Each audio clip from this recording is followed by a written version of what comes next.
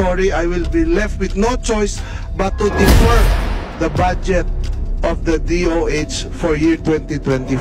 Chair, sorry, hindi po ako sinagot, Madam Chair, sa question ko. So siguro pwede akong mag-react po. Inuulit ko, Madam Chair, lahat po ng nag-a-approve nitong mga benefits na to, yung committee members, committee head, nandito po, nakaupo lahat po dito, Madam Chair. Bakit hindi po natin ito gawin? Naiiyak po ako, Madam Chair, kapag naaalala ko po yung mga tao na namamatay. Wala pa tayong lahat pakialam dahil may pera tayong pambayad sa ospital. Asek Domingo, you have promised me na pag-uusapan itong mga diagnostic scans na to. Ilang hearing na. Dahil ako mismo, Madam Chair, ang dami kong nakikita na tutulungan tungkol po dito na namamatay. Manhid na ba tayo? Wala po tayong lahat karapatan na nasa gobyerno.